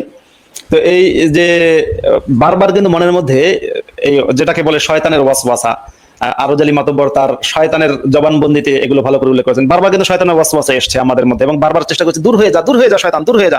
এমন হয়েছে আউযু বিল্লাহি মিনাশ শাইতানির রাজিম বলে হাতে থুতু দিয়ে বুকের মধ্যে মাখিয়েছি শয়তান, কারণ আমরা তখন জানতাম যে হাদিসে যেহেতু আছে মানুষের অন্তর বা মানুষের কলব এটা হচ্ছে এইখানে। আজকে তো আমরা জানি যে মানুষ চিন্তা করে মস্তিষ্ক দিয়ে, মস্তিষ্ক হচ্ছে মাথার মধ্যে, কিন্তু মুহাম্মদ বলেছে আলা ইন্নাল কলবা হা হুনা, হ্যাঁ, বুকের দিকে দেখিয়ে বলেছে, এইখানে হচ্ছে মানুষের অন্তর, কলব মানে হচ্ছে যেটা দিয়ে মানুষ চিন্তা করে সেটা এইখানে। তো আমরাও তাই ভাবতাম যে কলব এখানে, তো ওইটাকে শয়তান থেকে বাঁচানোর জন্য থুতু দিতাম, কত কিছু করতাম। তা আপনি ভাবুন 2001 থেকে নিয়ে 2017 এই দীর্ঘ সময় কিন্তু বিশ্বাস অবিশ্বাসের দোলাচলে আমি দুলেছি। এই দীর্ঘ সময় কিন্তু আমার স্ট্রাগল ছিল যে কোনোভাবে বিশ্বাসের উপরে নিজেকে অটল রাখা, না বিশ্বাসটা ধরে রাখা যায় কিনা। যেদিন আমি বুখারীর মানে 2003 সালে যেদিন আমি বুখারীর হাদিসে উড়াইনা পড়লাম যে মোহাম্মদ একদল লোককে চোখ কেটে মানে চোখ তুলে ফেলে, হাত কেটে, পা কেটে নিষ্ঠুরভাবে হত্যা করেছে, এরকম ঘাতকের কথা, এই মোহাম্মদের এই মানে ভয়ঙ্কর নিষ্ঠুর হত্যাকাণ্ড যেদিন বললাম, সেদিন আর কোনো রকম নিজেকে মানাতে পারলাম না। এই লোক কেমনে নবী হয়? এরকম ধরুন মোহাম্মদ মাদ্রাসায় পড়া অবস্থায় যখন জয়নবকে মোহাম্মদ যেভাবে বিয়ে করলো সেই কাহিনী যখন পড়লাম, বা অনেক সময় কিন্তু এরকম খটকা মনের মধ্যে এসেছে, যেটা তিতা টিভির যে স্লোগানটা দিয়ে জনপ্রিয় হয়েছে, খটকা লাগে না ভাই, খটকা লাগে না। তো খটকা কিন্তু লেগেছে আমাদের সবার। কিন্তু বিশ্বাস আমি যেটা বলছি যে ধরুন যখন আপনার খটকাটাও চলে গেছে, আমি এরকম অনেক নাস্তিক লোকজনকে চিনি যারা এখন মুসলিম ভেদ ধরে বসে আছে, কারণ কি তার মুসলিম আইডেন্টিটিটা তার দরকার, সে সমাজে চলতে চায়। তো ধরেন যে এই ধরনের লোকগুলো মানে আমার মনে হয় না যে যেহেতু একবার তার মাথায় প্রশ্ন আসছে, আমি নিশ্চিত যে সে ওই ধর্মের ফিরে যায় নাই। বিশেষ করে আপনি যদি সোহাগ ভাইয়ের কথা বলেন, সে যদি তখন আসলেই মনে করে থাকে যে সে নাস্তিক, তাহলে সে এখন একটা ভণ্ড। সেটা হইতেই পারে না যে সে এখন ধর্মে ফিরে আসছে। কিন্তু তারা এটা কেন করতেছে? ওর তো ব্যবসা আছে, কিন্তু কিছু মানুষ আছে ব্যবসা নাই, সে মনে করে তার আইডেন্টিটিটা দরকার, সে যে তার পরিচয় যে মুসলমান, এটা না হইলে সে একা হয়ে যাচ্ছে। তো এই যে যুদ্ধটা আপনি করছেন, ইমরান ভাইরা করছে, তো এর মধ্যে আপনাদের নিজেদের মাঝে মাঝে কি এরকম মনে হইতে পারে যে আচ্ছা এত কাহিনী না করে আমি থেকে যাই সমাজের মধ্যে, ওই ফেজটা আপনাকে পার করতে হয়েছে। তো ওই সময় আপনার যদি অভিজ্ঞতাটা বা মনের অবস্থাটা বলেন, তাহলে যারা এখন নতুন ভাবে পার করতেছে ওরা হয়তো জানবে যে কিভাবে এই লড়াইটা করতে হবে, সেটা বলতেছিলাম। তাহলে আই থিংক এখানে একটু মানে সরি একটু ইন্টারাপ্ট করলাম, এখানে মনে হয় প্রশ্নটাতে একটু এডিটিং এর দরকার আছে, যে সে আবার মুসলমান হচ্ছে না, সে যেটা হচ্ছে ইসলামিক পরিভাষায় সে আবার মুনাফিক হচ্ছে। একজন নাস্তিক হলে সে যদি ঈশ্বরের অস্তিত্বের প্রমাণ না পায়, আবার যদি মুসলমান হয়, সে অ্যাকচুয়ালি আস্তিক হচ্ছে না, মুসলমানও হচ্ছে না। তার মধ্যে ওই সন্দেহটা, ওই ইয়েটা, ওই for lack of best word বা খটকাটা আর যাচ্ছে না, ওই খটকাটা থেকেই যাচ্ছে। তো সে আর মুসলমান হচ্ছে না, সে যদি আবার ধর্মে ফেরত আসে সে মুনাফিক হচ্ছে আর কি। অবশ্যই এখানে আমাদের এইদিকে পৃথিবীর এইদিকে প্রবলেমটা কি হয় জানেন? অনেক ইসলাম থেকে নাস্তিক হয়ে দেখা যায় খ্রিস্টান হয়ে গেছে। ও কিন্তু খ্রিস্টান হয় নাই, ও মুখে যাই বলুক, যতজনের সামনে বলুক, ও কিন্তু খ্রিস্টান হয় না, কিন্তু বলতেছে যখন আমি খ্রিস্টান। আপনারা চিনেন অনেকে নাম বলে। আমি একটা জিনিস বলি, কিশোর পাশা ইমান ভাই ওই খ্রিস্টান হয়েছে এটা বলার কারণে বলছি। আর আমরা মাদ্রাসায় একটা প্রবাদ পড়েছি, আরবি প্রবাদের হাদিস না, বলতো সালিল মুজাররব ওয়ালা তাসআলিল হাকিম, যে যার প্র্যাকটিক্যাল অভিজ্ঞতা আছে তাকে জিজ্ঞাসা করো, যার থিওরি আছে যার কাছে তাকে জিজ্ঞাসা করো না, মানে প্র্যাকটিক্যাল অভিজ্ঞতা। আমার যে অভিজ্ঞতা আছে, এই যে বিশ্বাস অবিশ্বাসের দোলাচলে দুলতে দুলতে বিশ্বাস ত্যাগ করা, এটা প্র্যাকটিক্যাল অভিজ্ঞতা। সেই অভিজ্ঞতাটা এরকম ছিল যে তার একটা গল্প বলি। গল্পটা এরকম, এক জমিদার বা ধরুন জমিদার বা ধনী মানুষ একটা জায়গায় তার বাড়িতে একটা অনুষ্ঠান হচ্ছে, ধরুন বিয়ের অনুষ্ঠান। এখন সে বলল আমার এই যে বাড়িতে যে পুকুরটা আছে, পুকুরের মধ্যে পুকুরের মধ্যে হচ্ছে কুমির আছে। কুমির আছে, এবার কিন্তু কেউ যদি এই পুকুরের লাফ দিয়ে নেমে সাঁতার কেটে যদি ওই পাশে যেতে পারে, তাহলে আমি তাকে এত কোটি টাকা দেবো বা কিছু একটা দেবো, এরকম কিছু বলেছে। এখন এটা বলার কিছুক্ষণ পরে দেখা যায় একটা লোক আগে পুকুরে সাঁতরাচ্ছে, মানে সে পুকুরে ঝাঁপ দিয়ে সাঁতরে কোনো রকম প্রাণ পরে কুমিরে তার পিছনে ছুটছে, বহু স্পিডে প্রাণ পরে সাঁতার কেটে ওই পাশ থেকে উঠে দৌড়ে এসে এই লোকের সামনে আসলো। তখন এই লোক তার পিঠ চাপড়ে বলে, এই তো সাবাস বাঘের বেটা, তুমি তো তাহলে পুরস্কার পাচ্ছ। তখন সেই যে পুকুরে যে ঝাঁপ দিয়ে সাঁতার কেটেছে সে বলল, আরে মিয়া রাখেন আপনার বাঘের বেটা, আমাকে আগে ধাক্কা দিয়ে পুকুরে ফেলাই লোকের, ওইটারে আমি খুঁজতাছি। এখন কেউ পুকুরে ধাক্কা দিয়ে ফেলেছে, সে বাধ্য হয়ে সাঁতার কেটে ওই পাশে গেছে। এবং আমি যখন বাংলাদেশে ছিলাম, বিশ্বাস অবিশ্বাসের দোলাচল, অনেক লম্বা লম্বা কাহিনী, কিভাবে ওখান থেকে মুক্তি পেলাম। কিন্তু একটা পর্যায়ে আমার কাছে যারা, এটা কিন্তু সবার জন্য লেসন, যখন কোনো ব্যক্তি মুসলিম, সে যখন ইসলাম ত্যাগ করে তখন সে অন্য একটা ধর্ম খুঁজে বেড়ায় যে আচ্ছা কোন ধর্মটা ভালো দেখি না। যেমন আমার কাছে একসময় বৌদ্ধ ধর্ম ভালো মনে হয়েছে, আমি তখন বুদ্ধের প্রতি আকৃষ্ট হয়ে পড়েছিলাম। তারপরে মনে হলো যে না, বুদ্ধ বেশি অহিংস, কারণ বৌদ্ধ ধর্মের যে দর্শন, তোমাকে মারলে তুমি মারতে পারবা না, এটা কোনো কথা হলো। তখন আমি দেখলাম যে না, তাহলে খ্রিস্ট ধর্ম দেখি। আর ইউজুয়ালি কি হয়, ইসলাম যেহেতু যীশু খ্রিস্টের কথা কোরআনে বারবার আছে, মুসার কথা বারবার আছে, যারা মুসলমান তারা ইউজুয়ালি সবচেয়ে বেশি যে ধর্মটা গ্রহণ করে সেটা হচ্ছে খ্রিস্ট ধর্ম। ইহুদি ধর্ম তারা গ্রহণ করতো, কিন্তু ইহুদি ধর্ম যেহেতু কনভার্টের সিস্টেম নেই, এই জন্য খ্রিস্ট ধর্ম গ্রহণ করে। এটা হচ্ছে ঠিক আছে, কাছাকাছি সিমিলারিটি আছে, গল্পগুলো সিমিলারিটি, আদম হাওয়া, ঈসা মুসা নবী, দাউদ ইব্রাহিম, এগুলো গল্প সিমিলারিটি আছে বলে ওরা ওটা গ্রহণ করে। তা আমার কাছে যখন খ্রিস্ট ধর্ম ভালো লাগা শুরু হলো, আমি প্রথমবার ইন্ডিয়াতে এলাম, সেটা মূলত হচ্ছে খ্রিস্ট ধর্ম সম্পর্কে পড়াশোনা করার জন্য। বিকজ বাংলাদেশে আমি হুজুর, আমি যে কোনো জায়গায় যেতে পারি না। প্রথমবার এসে 2017 সালের সতেরো সালের এপ্রিলে এসে আমি যেটা করলাম যে খ্রিস্টানদের একটা গ্রুপের সাথে মেলামেশা শুরু করে তাদের কাছ থেকে খ্রিস্টান শিখতে শিখতে তখন আমার সাথে দুজন ব্যক্তির যোগাযোগ হয়, দুজনে বিদেশে থাকে। তার মধ্যে একজনের নাম হচ্ছে মুফাসিল ইসলাম। এই ভদ্রলোক আমার সাথে, তার সাথে পরিচিত হয়েছিল আসাদ নূরের মাধ্যমে। সে তখন নাস্তিক হিসেবে পরিচিত ছিল, লোকেরা তাকে নাস্তিক মনে করতো, এবং সে তখন নাস্তিক ছিল কিনা সে আলোচনায় আমি যাচ্ছি না। উনি আমার সাথে যখন কথা বলার পরে উনি, আমি খেয়াল করিনি যিনি আমার ভিডিও করে রাখছেন আমার সাথে কনভারসেশন। আমি বলছি ভাই খ্রিস্ট ধর্ম ভালো লাগে, উনি আমাকে বলেন খ্রিস্ট ধর্মের এই এই যে জিহোভাস উইটনেসের এই সমস্যাগুলো আছে, এটা ওটা আছে, এগুলো উনি বললেন। বলার পরে আরো একজন আমাকে বলেছে, তিনি নরওয়েতে থাকে একজন। তা সবকিছু আরো কিছু মানুষের কাছ থেকে জানার পরে আমার মনে হলো যে না, ঠিক কোনো ধর্ম বিশ্বাস আমার সাথে যায় না। পরে যথারীতি বাংলাদেশে আমি আবার ফিরে গেলাম, বিভিন্ন কারণেই ফিরে গেলাম, সেই ফিরে যাওয়ার কারণও আছে, অসংখ্য কারণ আছে। ফিরে গিয়ে আমার কাছে মনে হলো যে এই আমি কি করি, বাংলাদেশে থেকে ব্যবসা বাণিজ্য করি, তারপরে হচ্ছে আমি নিজের ক্যারিয়ার তৈরি করি, গোপনে বই লিখি। আমি তখন একজন বিজ্ঞানীর গল্প পড়েছিলাম, সেই বিজ্ঞানী হচ্ছে সারা জীবন চার্চের যাজক ছিল, কিন্তু গোপনে একটা বিজ্ঞানের পক্ষে বই লিখেছে, তার মৃত্যুর পরে বইটা প্রকাশিত হয়েছে। আমি তার নামটা জানি না, এখন মনে নেই। তো আমি মনে হতো আমি সারা জীবন প্রয়োজনে নামাজ পড়বো, দাড়ি টুপি থাকবে, অসুবিধা নাই, ব্যবসা বাণিজ্য করবো, সুযোগ যদি কোনো সময় পাই দাড়ি টুপি কাটবো বা প্যান্ট শার্ট পরবো, ওইরকম একটা প্ল্যান করে বাংলাদেশে গেলাম। যাওয়ার পরে তখন আবার বেশ কিছু কারণগুলো আমি বলছি না, আবার একটা মসজিদের ইমাম হিসেবে আমি যোগ দিলাম, ভাবলাম আপাতত ইমাম হিসেবে থাকি। কিন্তু ওদিকে ওই মুফাসসিল সেই ভিডিওটা তার ইউটিউব চ্যানেলে ছেড়ে দিলেন। ওটা ছেড়ে দেওয়ার কারণে হঠাৎ করে আমি যে মসজিদের ইমাম ছিলাম, মসজিদ কমিটির সভাপতি আমাকে একদিন ফোন করে বলেন, সে আমাকে অসম্ভব পছন্দ করতো, কমিটির সভাপতি যে বললো, হুজুর আপনি কিছু মনে করবেন না, এই আপনি একটু আপনার যে জিনিসপত্র আপনার কাপড় চোপড় যা কিছু আছে সবকিছু নিয়ে আপনি একটু আপনি একটু ঢাকায় চলে আসেন। সে মসজিদটা ছিল ঢাকার বাইরে। তো আমি বলছি আমার শেষ মসজিদ আর কি। আমি ঢাকার যে মসজিদের ইমাম ছিলাম 12 বছর, সেটা তো অন্য। তখন আমি 10 বছর ঢাকার যে মসজিদ ইমাম ছিলাম, তারপরে এখানে ইমাম ছিলাম আমি অন্তত মাসখানেক, 1 মাস বা 2 মাস। তা আমি তখন ভাবলাম ঘটনা কি, তাহলে আচ্ছা আমাকে চাকরিচ্যুত করছে। আমি বললাম আপনি কি এটাকে ইঙ্গিত দিচ্ছেন আমার চাকরি নাই, এরকমই প্রশ্ন করলাম এই টাইপের। উনি বলে হুজুর আপাতত তাই, একটু সমস্যা আছে। যাই হোক, পরে আমি যে ওই মসজিদের চাকরি নেওয়ার সময় যে ব্যক্তি আমার ইন্টারভিউ নিয়েছিলেন তাকে ফোন করলাম, সে একজন হুজুর। সেই হুজুরকে ফোন করলাম যে হুজুর কি সমস্যা, বলে কেমন আছেন, ভালো আছেন, আপনার কি ইসলামের প্রতি বিশ্বাস নিয়ে কোনো সমস্যা আছে? আমি বললাম না আলহামদুলিল্লাহ আমি বিশ্বাস করি। তা বলে যে ইউটিউবে আপনার কোনো এরকম কি জন্য বলে, ইউটিউবে কোনো ভিডিও আছে না কি জন্য একটা বললো, ইঙ্গিতে বললো, ক্লিয়ার বললো না। যাই হোক, তা আমি তখনও কিন্তু বিষয়টা বুঝিনি। এরপর যথারীতি আমি ঘুরে বেড়াচ্ছি, এখন থেকে আমার হুমকি আসা শুরু হয়েছে, এই তুই ওই হুজুর কিন্তু তুই আসলে নাস্তিক, ইসলাম ফিরা, এরকম কিছু হুমকি ইসলামিক জিহাদিরা দেওয়া শুরু করলো। আমি তখনও কিন্তু বুঝতে পারলাম না যেটা কোত্থেকে আসলো। তারও বেশ কিছুদিন পরে গিয়ে আমি দেখলাম ইউটিউবে আমার সেই ভিডিও। তখন আমি বুঝলাম আরে সর্বনাশ, এইটা কি কাম করলো। তাই দেখেন, ওই যে আমার কিন্তু উদ্দেশ্য ছিল হচ্ছে বাংলাদেশের থেকে প্রথমে ইমামতি করবো, পরে আস্তে আস্তে নিজের ক্যারিয়ার অন্যদিকে নিয়ে যাব, তারপরে গোপনে লেখালেখি হইলো আপনাকে। কিন্তু শেষ পর্যন্ত ইসলামিক সন্ত্রাসীরা আমাকে এমন ভাবে ধাক্কা দিল, এখন ভাই আমার সামনে ইসলামিক জঙ্গিবাদের বিরুদ্ধে ফাইট করা ছাড়া কোনো অপশন নেই। তা আমি এই কথাটা ফাইট করার জন্য কিন্তু ইসলাম থেকে খ্রিস্টান ধর্মে, মানে আমি তাদেরকে বলতেছি না যে ধরেন আমি এই কাজ করছি, প্রত্যেকটা ধর্মের ভিডিও দেখছি, জুডাইজম নিয়ে অনেক পড়াশোনা করলাম, ক্রিশ্চিয়ানিটি নিয়ে করলাম, এগুলো কিন্তু হয় প্রথম যখন মানুষ ধর্ম থেকে বের হচ্ছে। এরপরে যখন আপনি মোটামুটি কনভিন্স যে আপনি আসলে যেটা বলতে, যেমন যে উনার নাম কি আয়ান হিরসি আলী, আয়ন হিসেবে, হ্যাঁ। কতদিন ধরে যুদ্ধ করে ফাটাই ফেললেন যে না মানে খোদা টোদা নাই, রিচার্ড ডকিন্সের সাথে কাজ করলেন, তারপর একদিন বলেন আমি তো খ্রিস্টান হয়ে গেছি। আপনি হয়তো অলরেডি দেখছেন যে ডকিন্সের সাথে ওনার একটা সরাসরি কথাবার্তার জায়গা আছে, যেখানে ডকিন্স ওনাকে বলতেছে যে আপনি কি কালচারাল খ্রিস্টান হচ্ছেন, কারণ যুদ্ধ তো করতে হবে কমন এনিমির বিরুদ্ধে। তো ওইটা একটা ব্যাপার যে মানুষ অনেক সময় খ্রিস্টান ধর্ম গ্রহণ করে, কারণ তাকে তো ওই ফাইটটা করতে হবে, লড়াইটা করার জন্য করতেছে। কিন্তু আমার তো মনে হয় না যে ভাই, যে একবার ওকে যেসব প্রশ্ন করছে ডকিন্স ওনাকে প্রশ্ন করছে যে আচ্ছা এই বিষয়ে কি যিশু ফিরে আসছে, যিশু খোদা ছিল, এই বিষয়ে আপনার কি ধারণা, ও কিন্তু খুব ভালো উত্তর দিতে পারে নাই, মনে হলো যে ও বিশ্বাস করে না এগুলা। কৃষ্ণপ্রসাদ ইমন, দর্শকদের কয়েকটা ধন্যবাদ।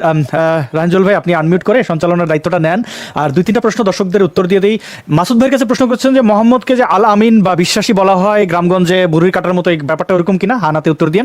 আর মুফতি মাসুদ ভাই এটার উত্তর দেবেন। আর মুফতি ইমরান বিন বশির ভাইয়ের কথা অনেকে জিজ্ঞেস করছিলেন, আমি তাদেরকে একটু স্পষ্ট করি। মুফতি ইমরান বিন বশির ভাইয়ের ইলেকট্রিসিটি কাট অফ হয়ে গেছে, উনি শীঘ্রই ইলেকট্রিসিটি ফিরে আসলে উনি যুক্ত হবেন, এনাম ভাইও যুক্ত হবেন।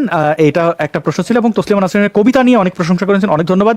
এখানে মুফাসসিলের ব্যাপারে অনেকে করেছেন। মাসুদ ভাই যে কথাটি বলেছেন তার সাক্ষী আমি মুফাসসিলের সাথে মাসুদ ভাইয়ের পরিচয় করে দিয়েছিলাম যেন কোনো বুদ্ধি পরামর্শ দিতে পারেন, কিন্তু তিনি যে এইভাবে গোপনে রেকর্ড করেন এবং রেকর্ড করে বিভিন্ন ক্লিপের অংশ একত্রিত করে, মানে ব্যাপারটা এই লোক যে কত বড় অসৎ সেটা যারা তার সাথে যোগাযোগ করেছেন বুঝতে পারবেন।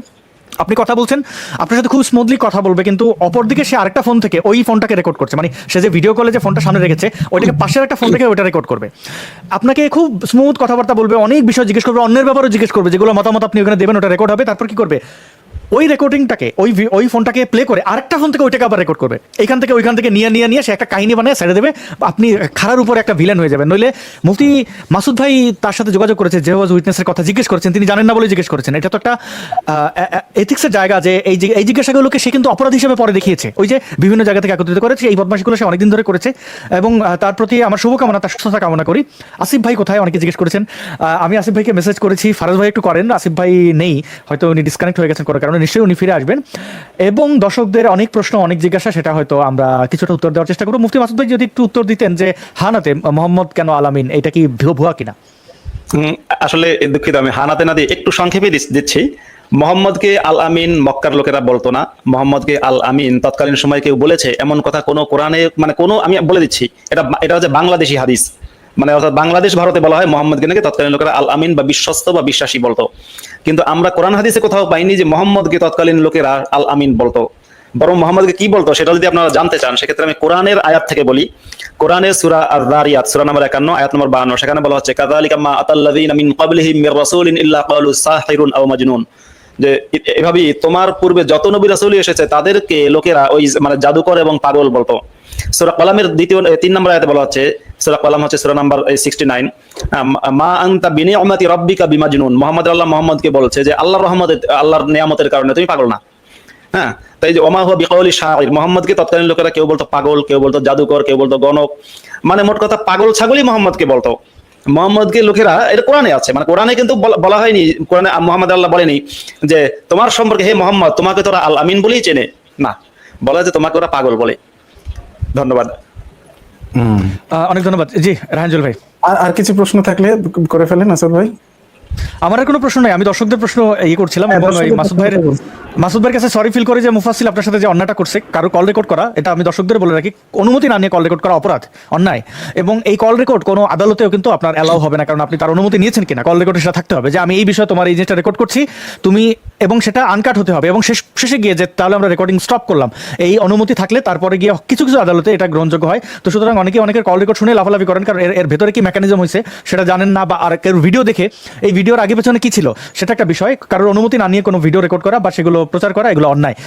মাসুদ ভাইয়ের যে ক্ষতিটা হয়েছে, আমি সাক্ষী। আমি মাসুদ ভাই যখন আত্মপ্রকাশ করেছেন 2017 সালের শেষের দিকে, এই আত্মপ্রকাশের আগে আমি যতটুকু খেয়াল করেছি 9 মাস আমার সাথে যোগাযোগ ছিল, আমি যোগাযোগ করেছি, তিনি প্রকাশ্যে আসবেন কি আসবেন না এটা নিয়ে দোদুল্যমান ছিলেন, তিনি তার ব্যক্তিগত জীবনে এটা সমাধান করার চেষ্টা করেছেন, তিনি চেয়েছিলেন সমাজে থেকে সমাজ সংস্কার করার, কিন্তু তাকে এক প্রকার ঠেলে দেওয়া, ইসলামিস্টরা যেমন করেছে, আবার যারা মনে করেন নাস্তিক হলে সে ভালো মানুষ, তাহলে ইউনুসের পূজা করতে পারেন, আমার কোনো আপত্তি নেই, কিন্তু নাস্তিক হলেই যে ভালো মানুষ এটা আমি মনে করি না, যার উদাহরণ তো আপনারা বুঝলেনি। তো এইভাবে কেউ কারো ব্যক্তিগত জীবনে বা কাউকে কোনো জায়গায় ঠেলে দেবেন না, এই অনুরোধ রইল।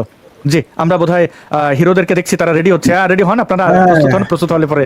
জি, হিরোরা চলে আসে, কিন্তু আমি যদি- বেসিক্যালি আসিফ মহিউদ্দিন ভাইয়ের জন্য অপেক্ষা করছি। আমি কিছু টপিকস তুলবো যেগুলোর সুরাহা করা দরকার। তো মাসুদ ভাই আছেন, আসিফ মহিউদ্দিন ভাই আসুন তাড়াতাড়ি। আর ফারাজ ভাই, আপনি একটু যোগাযোগ করতে পারেন আসিফ ভাইয়ের সাথে। জি আমি আসিফকে নক করছি। আচ্ছা, যেহেতু একটা স্লট পেলাম আপনাদের কথার মাঝে, তো একটু ছোট করে কথা বলে দিই। প্রথমত কংগ্রাচুলেশন রায়হান জুয়েল ভাই, আপনাকে আপনার 50K সাবস্ক্রাইবারের জন্য। অ্যান্ড আমি খুবই হোপফুল যে আপনাকে 100K এর জন্য কংগ্রাচুলেশন জানাইতে আমাদের 1 বছরের বেশি ওয়েট করা লাগবে না। 6 মাসের মাথায় হয়তো আমরা আপনাকে 100K এর জন্য কংগ্রাচুলেট করবো। এটার জন্য আপনার ইসের জন্য অসংখ্য কংগ্রাচুলেশন এন্ড অসংখ্য ধন্যবাদ আপনার এই ফ্যাসিলিটিক ভিডিওগুলো বানানোর জন্য, যেটা অনেক মানুষকেই অনেকভাবে অনুপ্রেরিত করেছে ধর্ম সম্পর্কে কোশ্চেন করার জন্য। আপনি যেভাবে খটকাগুলো তুলে ধরেছেন, এবং আমার ভবিষ্যতে একটা ফ্যান্টাসিও আছে। ফ্যান্টাসিটা হচ্ছে আপনার সাথে একটা খটকা লাগে কিনা এটা নিয়ে আমারও কিছু প্রশ্ন আছে, যেটা যদি মানে একটা কোল্যাব ভিডিও যদি বানানো যায়, এই ইচ্ছাটা আমারও আছে আপনার সাথে একটা কোল্যাব ভিডিও বানানোর। অ্যান্ড এখানে আরো যারা আছেন, শেখ ফরিদ ভাই, ওনার সাথে আমার পার্সোনালি কখনো সামনাসামনি কথা, কখনো 1-to-1 কথা হয়নি, but let me tell you, I am a big fan of years Sheikh Farid ভাই। আমি আপনার অনেক বড় একটা ফ্যান, অনেক বড় একটা ভক্ত। এবং কেন ভক্ত এটা আমি পাবলিকলি না বলে, আমি যদি আপনার সাথে কখনো পার্সোনালি আলোচনা করতে পারি, আমি এটা আপনাকে বুঝাবো। আপনি স্বৈরাচারের দালাল, আপনি স্বৈরাচার।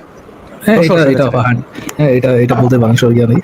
এন্ড কেপি ইমন ভাই, কিশোর বাসা সাহেব, আপনার কন্টেন্ট আমি অনেক দেখি, আগেও দেখেছি, এখনো দেখি। আপনার সাথে আমার অনেক বিষয় একমত আছে, কিছু বিষয় দ্বিমতও আছে। আই হোপ কোন একদিন আমরা সুযোগ পাবো সেই দিন হ্যাঁ, আমার ইচ্ছা আছে আপনার সাথে একটা দ্বিমত নিয়ে একটা আলোচনা করার। বাট আপনার কন্টেন্ট গুলো অসাধারণ। আসাদ ভাই আর মাসুদ ভাইয়ের কথা তো আর বলার দরকারই নেই। আপনারা যেভাবে বোম ফাটাচ্ছেন, ইনক্লুডিং ইশতেহারের ভিডিওগুলো, যেটার তুলনায় চলে না। এবং মাসুদ ভাইয়ের সাথে যে কন্টেন্টটা চলতেছে প্রতি সপ্তাহে, যে ধর্মীয় বিষয়ে যে আলোচনাটা চলতেছে, সেগুলো অসাধারণ। আমি আপনাদের কন্টেন্টটা নিয়মিত দেখার চেষ্টা করি, যতটুকু পারি দেখার চেষ্টা করতেছি। আপনাদের সবাইকে ধন্যবাদ। অ্যান্ড আমাকে এত কথা বলতে দেওয়ার সুযোগ দেওয়ার জন্য ধন্যবাদ। এবং মাসুদ ভাইয়ের কাছে একটা ছোট প্রশ্ন দিয়ে আমি একটু আমার কথাটা শেষ করতে যাচ্ছি, যে মাসুদ ভাই, আমি ইসলামের পার্টিকুলার কিছু বিষয় জানতে চাই, নিজে থেকেই জানতে চাই, নিজে থেকে রিসার্চ করতে চাই। ফর এক্সাম্পল ধরেন, আমি আকীদার বিষয়গুলো জানতে চাচ্ছি, আমি তাকদীরের বিষয়গুলো জানতে চাচ্ছি, আমি ইমানের বিষয়গুলো জানতে চাচ্ছি। আমি কিভাবে জানলে বেস্ট হয়ে আপনি মনে করেন যে আমি জানতে পারবো? আমি কি হাদিস গ্রন্থগুলো থেকে ওইটার চ্যাপ্টার পড়া শুরু করব, কোন একজন লেখকের বই পড়বো, বা তাফসীর থেকে পড়বো? কিভাবে পড়লে আমি এই বিষয়টা, কোন ধরেন কোরআনের বা ইসলামের কোন একটা পার্টিকুলার বিষয় সম্পর্কে আমি যদি জানতে চাই, কিভাবে রিসার্চটা শুরু করলে আমার ওটা জানা আমার জন্য ইজিয়ার হবে? যদি আপনি আমাকে একটু হেল্প করতেন মাসুদ সাহেব। হ্যাঁ, আপনাকে অনেক ধন্যবাদ ফারাজ অর্ণব ভাই। আপনার প্রশ্নটা ভালো ছিল। সেটা হচ্ছে যে কিভাবে ইসলামের আকীদাগত বিষয় সম্পর্কে আপনারা জানতে পারবেন। দেখুন, কোরআন নামের যে বইটা আছে, হাদিসের কথা আমি বাদ দিলাম, কারণ হাদিস নিয়ে অনেক রকম উক্তি আছে। কোরআন নামের যে বইটা আছে, সেখানে আয়াতগুলো বিক্ষিপ্ত এবং বক্তব্যগুলো খুবই বিক্ষিপ্ত। যারা বলে কোরআন হচ্ছে সাহিত্যের অমূল্য ভান্ডার, তারা আসলে খুবই বোকামির মধ্যে আছে।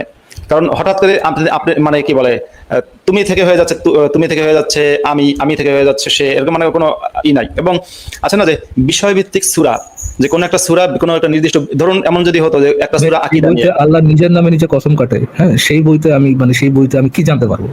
আমি সেদিন একজন যুক্ত হয়ে আমাকে একটা আয়াত দেখালো, দেখতেছি সে নিজের আল্লাহর কসম নিজেই কোরআনের মতো আল্লাহর কসম। আরে ভাই, সেই আল্লাহ, তুই আবার কোন আল্লাহর কসম খাইতেছিস? এই বই থেকে জানতে পারবো না, এই জন্য আমি এটাকে ইকুয়েশন থেকে বাদ দিছি আর কি। এবার যে ভাই বলতেছেন না মাসুদ ভাই, যে সূরা কিন্তু একসাথে নাজিল হয় না, পরে না গোজামিলতে আয়াতগুলোকে একটা লাইনে নিয়ে এসে সূরাগুলোকে বানানো হয়েছে, রাইট? এই জন্য তো পেঁচাই যায় মাঝে মাঝে। এবং সূরাগুলো কখন কোনটা নাজিল হয়েছে, কোনটা কোন সূরার অংশ হবে, এটা কিন্তু মোহাম্মদও বলে যায়নি। এবং সাহাবীরা, মানে ওসমান যখন কোরআন সংকলন করেছে, তখন কোনটার মধ্যে কোনটা ঢুকিয়ে দিয়েছে ঠিক নাই। মানে আলুর মধ্যে ডাল, ডালের মধ্যে পুরি, পুরির মধ্যে পরোটা, পরোটার মধ্যে ডিম, ডিমের মধ্যে দুধ, দুধ কিসের মধ্যে কি করেছে, যে কারণে কোরআনটা হয়ে গেছে এমন একটা বই যে আপনি দেখতে পাচ্ছেন সূরা নামল মানে হচ্ছে পিঁপড়া, তার শুধু পিঁপড়াকে নিয়ে গল্প নেই, সেখানে আরো অসংখ্য বিক্ষিপ্ত বিষয় নিয়ে গল্প আছে। এখন আকীদাগত যে আয়াতগুলো আছে, যে আয়াতগুলো সাধারণত মানে আল্লাহ সম্পর্কে, আকীদা বলতে বোঝায় যে ইসলামের যে বিশ্বাস, ধর্ম বিশ্বাসটা, যে আল্লাহ কতটা ক্ষমতাবান, আল্লাহ সম্পর্কে আমাদের কি বিশ্বাস রাখতে হবে, আল্লাহ কেমন, কোথায় আছে, আল্লাহর শক্তি কতটা, আল্লাহ কতটুকু দেখে, কতটুকু দেখে না, এই যে বিষয়গুলো, এইগুলোকে আমি সহজ করে বলছি। আমি একেবারে পারিভাষিক বা ইস্তেলাহি অর্থে বলছি না, আমি বলছি সাধারণ মানুষের বোঝার জন্য। এটা হচ্ছে আকীদা। এই আকীদাগত আয়াতগুলো বিক্ষিপ্ত হওয়ার কারণে আকীদা কিন্তু মুসলমানদের বিভিন্ন রকম। যেমন সালাফিদের আকীদা একরকম, সালাফি বলতে আমি আহলে হাদিসদের কথা বোঝাচ্ছি। হানাফিদের আকীদা একরকম, আবার সুফিবাদীদের আকীদা আরেক রকম। আকীদা বেশ কম হয়ে গেছে। কিন্তু হানাফি মাযহাবের যারা অনুসারী আমাদের বাংলাদেশে, বাংলাদেশ, ভারত, পাকিস্তান এই দেশের ম্যাক্সিমাম মানুষ হচ্ছে হানাফি মাযহাবের অনুসারী। হানাফিদের জন্য আমি একটা বই সাজেস্ট করতে পারি, সেটা হচ্ছে আকিদায়ে তাহাবি, তাহাবির আকিদা, আল আকিদাতুত তাহাউইয়াতু একটা বই আছে, যেটা এবং মজার বিষয় হচ্ছে এই বইটা কওমি মাদ্রাসায় পড়ানো হয় না। এটা নিয়ে আমি অন্য লাইভে কথা বলবো, যে অনেক গুরুত্বপূর্ণ, যেমন আকিদায়ে তাহাবি, তাফসিরে ইবনে কাসির, তাফসিরে তাবারি, তাফসিরে আপনার কুরতুবি, এরপর আছে সিরাতে ইবনে হিশাম, ইসলামের অত্যন্ত গুরুত্বপূর্ণ বইগুলো কিন্তু কওমি মাদ্রাসায় পড়ানো হয় না। হ্যাঁ, বিশেষ করে আকিদা সম্পর্কে সবচেয়ে কম পড়ানো হয়। আকিদা মানে ইসলামের বিশ্বাসটা কি হবে, তার বদলে পড়ানো হয় ফতোয়া, এটা জায়েজ, এটা না জায়েজ, এটা জায়েজ, এটা না জায়েজ, এগুলো পড়ানো হয়। তো আকিদা সম্পর্কে জানতে গেলে আকিদায়ে তাহাবি বইটা পড়বেন। ওটা আমি পড়েছি আরবিতে, পুরো বইটা শুরু থেকে শেষ পর্যন্ত পড়েছি, ছোট্ট বই, বাংলায় আছে কিনা থাকার কথা। আর যদি যারা সালাফি আকিদা জানতে চান, আরবি তো পারি না ভাই, আরবি পারি না, লেমেনদের জন্য একটা আমি একটু ফারাজ আর্নব ভাই, যদি এটা বাংলায় কেউ করে থাকে ওয়েলকাম, তাহলে যদি না করে থাকে তাহলে আমি মাসুদ আজকে লাইভে কথা দিচ্ছি, আমি দ্রুতই এই বইটা বাংলায় আরবি থেকে আমি ট্রান্সলেট করব, করার পরে কোথেকে একেবারে হুবহু কোনো রকম কোনো আমার পক্ষ থেকে কোনো বক্তব্য থাকবে না, আমি করব। আর দ্বিতীয়ত আকিদা সম্পর্কে আপনারা যদি এরা মানে সালাফিদের আকিদা সম্পর্কে যদি জানতে চান, মানে সালাফি মুসলিম যারা, সেক্ষেত্রে সৌদি আরবের বেশ কিছু আলেমদের আকিদার বই আছে, এর মধ্যে ইবনে তাইমিয়ার বইটা উল্লেখযোগ্য, সেটাও আমি পড়েছি। তো দুটো ধর্মের দুটো বিষয়ের আকিদা জানতে পারবেন। এখানে কিন্তু সালাফিদের সাথে হানাফিদের আকিদাগত অনেক পার্থক্য আছে। আকিদাগত পার্থক্যের মধ্যে একটা হচ্ছে যে মোহাম্মদ তার কবর কি অবস্থায় আছে সেটা নিয়ে, আল্লাহর অবস্থানটা কি, আল্লাহর হাত পা আছে কিনা। যেমন হানাফি মাযহাব বলে যে আল্লাহর হাত নেই। আবার আমাদের দেশে একটা প্রচলিত সব কথা আছে আল্লাহ নিরাকার। এটা কিন্তু আমি ভারতীয় বন্ধুদের জন্য বলছি, হিন্দু মুসলিম নির্বিশেষে, এবং বাংলাদেশেরও বন্ধুদের জন্য বলছি, আল্লাহ নিরাকার এটা হানাফি মাযহাবের কোনো আলেম বলেনি। আল্লাহ নিরাকার এই ধারণাটা হচ্ছে সুফিদের ভ্রান্ত ধারণা বা কিছু কিছু মানুষের ভ্রান্ত ধারণা, কিন্তু এটা ইসলামের মূল বিশ্বাসের সাথে সাংঘর্ষিক, যেটা না সালাফিরা বিশ্বাস করে না হানাফিরা বিশ্বাস করে। আল্লাহ নিরাকার নন, আল্লাহর আকার আছে। কিন্তু আল্লাহ, আপনার আসাদ ভাইয়ের একটা খুবই ফ্যান্টাস্টিক আলোচনা ছিল, যে আপনার চন্দ্র দেবতার আল্লাহর যে মূর্তি। হ্যাঁ, এবার আল্লাহ, ভাই আপনি সর্বশেষ কথাটা 2 মিনিট আবার একটু রিপিট করেন প্লিজ। যে আল্লাহ নিরাকার না, আল্লাহর আসলে আকার আছে। হানাফি বিশ্বাস অনুযায়ী বা দেওবন্দি বিশ্বাসী যারা বা আমাদের দেশের বৃহত্তর মুসলিম সমাজ, তারা বিশ্বাস করে, তারা মনে করে যে আল্লাহর আকার নেই, কিন্তু সত্যিকারের ইসলামের বিশ্বাস অনুযায়ী আল্লাহর আকার আছে। হানাফি মাযহাবের আকিদায়ে তাহাবি যদি আপনি পড়েন, সেখানে আছে আল্লাহর আকার আছে, কিন্তু আকারটা কি রকম সেটা নিয়ে আপনার হানাফিদের সাথে সালাফিদের একটা মানে দ্বন্দ্ব আছে। হানাফিরা বলে যে আল্লাহর হাত নেই, আল্লাহর হাত পা নেই, চোখ নেই, কিন্তু সালাফিরা বলে আল্লাহর হাত আছে এবং চোখ আছে। কেন আছে? কোরআনের মধ্যে একটা আয়াত আছে, ইয়াদুল্লাহি ফাওকা আইদিহিম, সূরা ফাতহের মধ্যে 48 নম্বর সূরা, যে তাদের হাতের উপরে আল্লাহর হাত রয়েছে। এই যে আল্লাহর হাত রয়েছে, এই যে শাব্দিক অর্থ, এই আল্লাহর হাতটাকে সালাফিরা শাব্দিক অর্থ করেছে, আল্লাহর হাত রয়েছে মানে আল্লাহর অবশ্যই হাত আছে। কিন্তু হানাফিরা বলে এই হাত মানে হচ্ছে আল্লাহর শক্তি রয়েছে, আল্লাহর কুদরত রয়েছে, এটা দিয়ে হাত বোঝানো হয় না। তার মানে আল্লাহর আকার আছে, এটা হানাফিরাও বলে সালাফিরাও বলে। কিন্তু হানাফি এবং সালাফির মধ্যে পার্থক্যটা কোথায় হয়ে গেল, যে আল্লাহর হাত পা আছে কিনা, চোখ আছে কিনা। এই জায়গাটায় সালাফিরা বলে আল্লাহর হাত আছে, পা আছে, চোখ আছে, আর সালাফিরা বলে আল্লাহর হাত পা চোখ আছে, আর হানাফিরা বলে আল্লাহর হাত পা চোখ নেই। তাহলে আল্লাহর আকৃতি কেমন, আল্লাহর চেহারা কেমন সেটা, এবং আল্লাহর চেহারা, যেমন হানাফিরা বলে আল্লাহর কোনো চেহারা আছে, মানে চেহারা নেই, তারা কেউ কেউ বলে যে চেহারা নেই, কেউ কেউ বলে চেহারা আছে। কিন্তু সালাফিরা সবাই বলে আল্লাহর চেহারা আছে, কারণ কোরআনের মধ্যে অসংখ্য আয়াতের মধ্যে আছে আল্লাহর চেহারার কথা। যেমন আইনামা তুওয়াল্লু ফাসাম্মা ওয়াজহুল্লাহ, যে ওয়াজহুল্লাহ বলা হচ্ছে বা হাদিসের মধ্যে আছে, জন্য তারা চেহারার কথা বলে। তো যাই হোক, এই যে বিশ্বাসগত পার্থক্য, দুইটা ডান হাত ভাই, ওর তো বাম হাত নাই, শুধু দুইটা ডান হাত আল্লাহর। না এইটা, তার মানে আমরা যে সাধারণ মানুষ যারা মাদ্রাসায় পড়ি না, এতদিন শুনছি আল্লাহ নিরাকার, এটা আসলে কোনো মাযহাবেই নাই, মিথ্যা কথা। এটা কোনো মাযহাবেই নাই। এটা হচ্ছে কতিপয় সুফিবাদীরা বলে থাকে, কিন্তু এটা হানাফি মাযহাব, হানাফি, মালিকি, শাফিঈ, হাম্বলি এই 4টা মাযহাবের কেউই বলে না। এমনকি এটা সালাফিরা তো বলবেই না, 4 মাযহাবের কেউ বলে না। ইমাম আবু হানিফাও এমন আকীদা, এমন ইন্টারাপ্ট করতে পারি? হ্যাঁ হ্যাঁ, মাসুদ ভাই, তাহলে আপনার কথা অনুযায়ী বুঝতে পারলাম যে এটাতে আমি কোরআন তো ওয়ার্ডলেস, হাদিস পড়েও হবে না, আমাকে যদি একটু ভালোভাবে বুঝতে হয় তাহলে বই পড়তে হবে। এখন আপনি অলরেডি যে বইগুলোর নাম বললেন সেটা আমাকে তো খুঁজে বের করতে হবে। আমার কাছে একটা বই আছে, এটা হচ্ছে ইমাম আবু হানিফার আল ফিকুল আকবর, যেটা ট্রান্সলেট করেছেন জাহাঙ্গীর সাহেব। আপনি তো হয়তো চিনে থাকবেন, তার নাই দুনিয়াতে। তো এই বইটা কি কভার করবে কিনা, এবং এটা কোন মাযহাবকে কভার করে, যদি একটু আইডিয়া দিতেন মাসুদ ভাই। হ্যাঁ, আপনি যে বইটার কথা বললেন, এই বইটার কথা আমি ভুলে গেছিলাম। এটা চমৎকার একটা বই, আল ফিকহুল আকবর হচ্ছে ইমাম আবু হানিফার লেখা বই বলে দাবি করা হয়। যদিও এটা ইমাম আবু হানিফার লেখা কিনা সেটা নিয়ে আমি অন্তত সন্দেহ করি, কিন্তু ইসলামিক স্কলাররা দাবি করেন এটা আবু হানিফার লেখা। যদি আবু হানিফার লেখা হয়, ইসলামের আকীদা বোঝার জন্য এই বইটা ভালো, কারণ এখানে এই আবু হানিফা এই বইটার মধ্যে কিন্তু মানে আকীদা সম্পর্কিত কথাগুলোই বলেছেন। আল্লাহর আকৃতি আছে সেটা তিনি বলেছেন, আল্লাহর হাত পা আছে এমনটা বলেন, কিন্তু আল্লাহর আকৃতি আছে, আল্লাহ নিরাকার নন, এটা কিন্তু আবু হানিফাও দাবি করেছেন। সুতরাং আপনি এখন যে বইটার কথা বললেন ফারাজ অর্ণব ভাই, আল ফিকহুল আকবার, এটা অত্যন্ত গুরুত্বপূর্ণ বই ইসলাম মানে হানাফি মাযহাবের আকীদা বোঝার জন্য বা ইসলামের আকীদাগত বিষয় জানার জন্য। এটা ভালো বই। এটা কি ভাই সালাফি কভার করে নাকি সালাফি এটা তো কভারড হয় না, মানে তাদের কি খুব বেশি ভিন্নতা আছে মাসুদ ভাই? না, এটা সালাফি কভার করে না, কারণ সালাফিদের সাথে হানাফির বিশ্বাসের বেশ খানিকটা ভিন্নতা রয়েছে। আচ্ছা, অনেক ধন্যবাদ মতি মাসুদ ভাই এবং ফারাজ অর্ণব ভাই, আপনাকে ধন্যবাদ। ফারাজ অর্ণব ভাই এবং কেপি ইমনের লাইভ শুনতে চাইছেন দর্শক। একটা প্রশ্ন বলে রাখি, এখন এখানে কি কেপি ইমন হচ্ছেন লাল বদর, আমি হচ্ছি গেরুয়া বদর। আমাকে এই ফটোটা বাংলাদেশ থেকে এক মা পাঠাইছেন, আর কেপি ইমনের লাল এটা পাঠাইছে কে জানি না, তবে ফারাজ অর্ণব কোন বদর জানি না, তবে মারামারিটা ভালোই হবে লাইভ হইলে, এটা আমরা শুনতে চাই। ছবি নিয়ে আছে শরীরের দালাল, ইয়েস শরীরের দালাল, এবং ফারাজ অর্ণব ভাই চোরাচারের দালাল। শরীরের দোষর। ওজি স্বৈরাচার, সব বাংলাদেশের অরিজিনাল স্বৈরাচার যাকে বলা হয়, আমি তার ছবি নিয়ে আসছি। আচ্ছা, এরপরে প্রশ্ন করেছেন যে সাব্বির যিনি ইউটিউবে ভিডিও বানাতেন মুক্তিযুদ্ধের পক্ষে, তাকে ধরে নিয়ে গেছিল স্বৈরাচারী ইউনুস। তা একটা ছোট সাব্বিরে তারা সহ্য করতে পারেনি, দীর্ঘ মাসের পর মাস মিথ্যা মামলা তাকে জেল খাটানো হয়েছিল। তার অপরাধ সে ইউটিউবে ভিডিও বানায় মুক্তিযুদ্ধের পক্ষে, কিছুটা আওয়ামী লীগের পক্ষে বা শেখ হাসিনাকে পছন্দ করে। যাই হোক, তিনি মুক্তি পেয়েছেন কিনা, আওয়ামী লীগের অনেকের আসলে বেশিরভাগ আওয়ামী লীগের কাছ থেকে আমি দূরে থাকি, আওয়ামী লীগের যারা দুই একজন একটু ভদ্রসদ্র মানুষ আছেন আর কি, তাদের ফলো করেছি, তারা বলেছেন যে তিনি মুক্তি পেয়েছেন। তো আবার এই যে বেশিরভাগ আওয়ামী লীগের কাছ থেকে দূরে থেকে, কারণ এরা শিবিরের আর একটা পার্ট আমার মনে হয়, যাকে তাকে নারীদেরকে নিয়ে অশালীন কথাবার্তা বলে, তাদের বিপক্ষের যারা সমন্বয়ক নারী তাদের যৌনাঙ্গ নিয়ে তারা বিক্ষুব্ধ তারা যে আক্রমণগুলো করে, তাদের শিবিরের যে ছাগু এদের সাথে তেমন কোনো পার্থক্য পাই না। যদিও শিবিরের একটা কাউন্টার পার্ট আওয়ামী লীগে আছে, যাদেরকে সিপি গ্যাং বলেন অনেকে, তো সেই সিপি গ্যাংয়ের বাচ্চা কাচ্চা মিলিয়ে এখন বড় গ্যাং, তো এদের কাছ থেকে দূরে থাকতে, কারণ আমার টক্সিক মনে হয় এদেরকে, তো আমি এই জিনিসগুলো নিতে পারি না। যাই হোক, এইটা প্রশ্ন ছিল। অভিনন্দন জানিয়েছেন আসিফ মহিউদ্দিন ভাই, আবার যুক্ত হয়েছেন আসিফ মহিউদ্দিন ভাইকে, এবং ইমরান বিন বশির আপনি আছেন, এনাম ভাই আছেন, আপনাদেরকে শুভেচ্ছা জানিয়েছেন। একমাত্র ফারাজ অর্ণব ভাইকে কেউ দেখতে পাচ্ছেন না, অনেকে বলছেন তাকে এক্ষুনি বের করে দিতে, এবং রায়হান জুয়েল ভাই তিনি সঞ্চালক, তিনি সঞ্চালনার আবার হাল ধরবেন সেই অনুরোধ অনেকে করেছেন, এবং মাসুদ ভাই এবং শেখ ফরিদ ভাইকে দর্শক বলেছেন ঘুমানো যাবে না, কারণ আপনাদের সবাইকে একসাথে দেখে দর্শকদের ঘুম উড়ে গেছে, আপনারা যদি ঘুমান তাহলে এটা অন্যায় হবে। এবং কেউ বলেছেন যে এখানে অনেক যারা আছেন সবাই মোটামুটি কেউ সংশয়বাদী বা নাস্তিক, বা কেউ ইমরান বিন বশির ভাইয়ের মতো হাফেজ মাওলানা মুফতি ইসলামী বিশ্বাসীও আছেন, কিন্তু সবাই একসাথে মিলে এই শোটি দেখে অবাক হচ্ছেন যে আমাদের এই শোটা নাকি খুব সুন্দরভাবে পরিচালনা করা হচ্ছে, যেখানে মুমিনরা ওই আসিফ ভাই যাদেরকে খামারি বলেন, দুই তিনটা একসাথে হইলে তারা নিজেরা মারামারি করে শোটা বন্ধ করে দেয়। তো এটা নাকি একটা দৃষ্টান্ত যে নাস্তিকরা একসাথে হয়ে থাকতে পারে। ধন্যবাদ আপনাদেরকে যে যেখান থেকে কমেন্ট করেছেন, আরো কিছু কমেন্ট আমি দেখানোর চেষ্টা করবো। আমরা ফিরে যাই। রায়হান জুয়েল ভাই, তিতা টিভি, আপনি শুরুই করবেন, খটকা লাগে না 3 বার বলবেন, তারপরে আপনি সঞ্চালনের দায়িত্ব গ্রহণ করবেন। জি।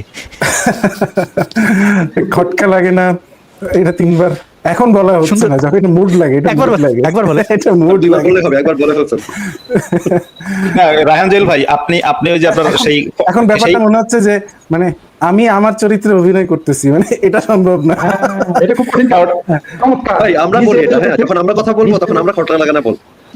একটা ঘটনা ছোট্ট করে, যখন রায়হান জুয়েল ভাইয়ের কয়েকটা ভিডিও উনি বাংলাদেশে ছিলেন, আমি আপলোড করেছিলাম রায়হান জুয়েল ভাইয়ের পরামর্শই আর কি। তো আমি আপলোড করার পরে অনেকদিন পরে দেখলাম রায়হান জুয়েল ভাই বিপদে আছেন, আন্ডারগ্রাউন্ডে আছেন। তখন সবাই এসে, কারণ ওই ভিডিওর তো ইউটিউবে লেখা ছিল তিতা টিভি, কিন্তু সবাই জিজ্ঞেস করতো ভাই খটকা লাগে না ভাই কোথায়, কারণ তার নাম যে রায়হান জুয়েল এটা কেউ তো জানতো না, আমি কোথাও লিখি নাই, ইনফ্যাক্ট কেউ কমেন্ট করলে ওটা ডিলিট করে ফেলতাম, মেজাজ খারাপ হইতো যে লোকটা আছে বাংলাদেশের নাম বলার দরকার কি। সবাই আমার বলতো ভাই খটকা লাগে না ভাই কই, ওনাকে দেখি না কেন, যে খটকা লাগে না ভাই, একটা খটকা লাগে না, এইভাবে বলেন আপনার স্টাইলে। না, ওটা আসলে কিনা ওরকম হবে না, মানে আগে যেরকম রায়হান জুয়েলের ভিডিও করার মধ্যে ধরুন বলতে না একটা জোশ আসলে তখন ওই যে মানে যেমন ধরেন ওই যে এক হুজুরের কথা বললেন, ওই যে হুজুর বলছে মুরব্বি, আপনি এখন ওই হুজুরকে বলেন যে হুজুর এভাবে বলেন, তো হুজুর বলতে পারবে না। আচ্ছা ভাই, আমি আসিফ মহিউদ্দিন ভাই যেহেতু আসছে, এই সুযোগটা কাজে লাগাতে চাই, কারণ এটা আর কি সবাই চেহারা দেখে একটা দিতে ভালো। হিন্দিতে একটা গান আছে, তু মেরা দুশ্মন মে তেরা, ওই ফারাজ ভাইরে দেখলেই আচ্ছা এই লোকটা কই, এই লোকটারে তো অনেকদিন দেখি না, কি জানি নাম। আপনি ফিগার আউট করতে পারছেন, আপনি মানে কার চেহারাটা ফিগার আউট করতে পারছেন? হ্যাঁ অবশ্যই, প্রিন্সেস আপনি বলেন, কিন্তু অরিজিনাল নামটা ভুলে গেছি, মুশফিক মিনার।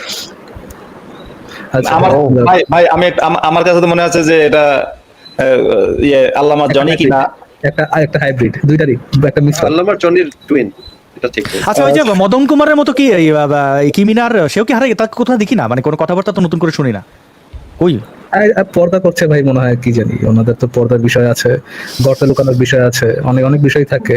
তাদের দিনী ভাইরা তাদেরকে কন্ট্রোল করে যে আপনি মুমিনদের লাইভে, মানে নাস্তিকদের লাইভে যাবেন না, আসিফ মহিউদ্দিনের সাথে কথা বলবেন না, মা পারাজনের সাথে কথা বলবেন না, বললে যে আপনি খুলে দিয়ে আসেন, যে দিতে পারলে দিতে হবে, এরকম যে থিওরি দিয়ে আসেন সবার সামনে, আপনি আর যাবেন, এরকম প্রেশার থাকে। তো এটার জন্য হয়তো বাবা গর্ত লুকাইতে পারে, আই ডোন্ট নো।